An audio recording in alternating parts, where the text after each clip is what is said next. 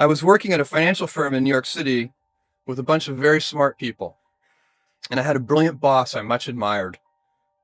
I went to my boss and told him I was going to start a company selling books on the internet. He took me on a long walk in Central Park, listened carefully to me, and finally said, "That sounds like a really good idea, but it would be an even better idea for someone who didn't already have a good job. You can have a job, or you can have a career, or you can have a calling. And if you can somehow figure out how to have a calling, you have hit the jackpot, because that's the big deal." I met Jeff Bezos 25 years ago, and he told me, "Dave, I want you to invest in my company. What are you doing?" "I'm gonna start a bookstore in my garage." "Okay, and I'm gonna put it online. People buy online, and I'm gonna ship out of my garage. But if you invest in me, Dave, someday I'm gonna be the richest man in the world. I'll do over $100 billion. First of all, there's no such thing as $100 billion 25 years ago. Statistically, there's no such thing. Countries didn't have 100. Our national debt wasn't $100 billion. And this dude's telling me at 26 years old that he's gonna be the richest man in the world because he has a garage and the internet? That was his truth. No, but he did not know it, and neither did I. But the difference between him and I is I was laughing, scoffing, and jesting at him, and he was already applauding himself, going, at the right way, at the perfect time, I'm gonna make as much as I can as quickly. And I'm sitting there going, there's no way this is gonna be a big business. Do something you're very passionate about, and don't try to chase what is kind of the hot passion of the day. Seen in that light, it really was a difficult choice, but ultimately, I decided I had to give it a shot. I didn't think I'd regret trying and failing, and I suspected I would always be haunted by a decision to not try at all. After much consideration, I took the less safe path to follow my passion, and I'm proud of that choice. As a young boy, I had been a garage inventor. I'd invented an automatic gate closer out of cement-filled tires, a solar cooker that didn't work very well out of an umbrella and aluminum foil, baking pan alarms to entrap my siblings.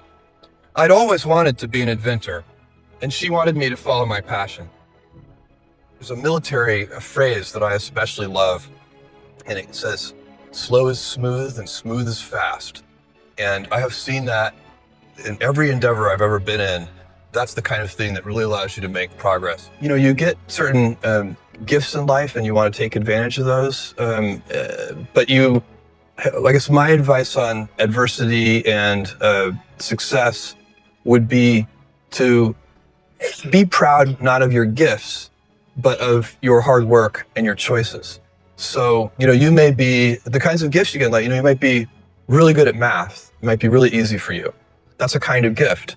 But practicing that math and taking it to the next step, that could be very challenging and hard, and take a lot of sweat.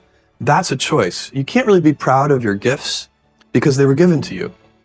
You can be grateful for them and thankful for them. But your choices, you choose to work hard. You choose to do hard things. Those are choices that you can be proud of. You can choose. We all get to choose our life stories, and it's the choices that define us, not our gifts. Everybody in this room has many gifts. I have many gifts.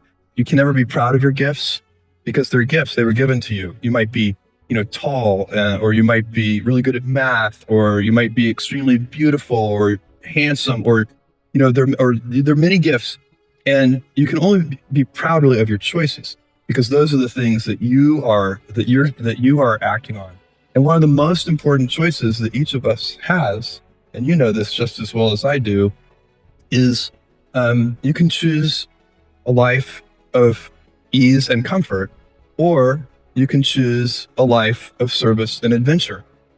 And when you're 80, which one of those things do you think you're going to be more proud of? You're going to be more proud of having chosen a life of service and adventure. There's never been a better time to be alive. I mean, it's just incredible the amount of inspiration that the world generates for me, and I think for a lot of people, it's insane, the amount of change and invention and opportunity. Your life, the life you author from scratch on your own, begins. How will you use your gifts?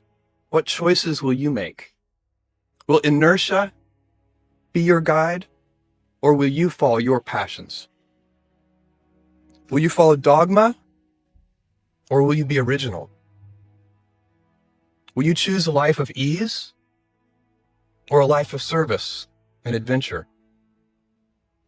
Will you wilt under criticism, or will you follow your convictions?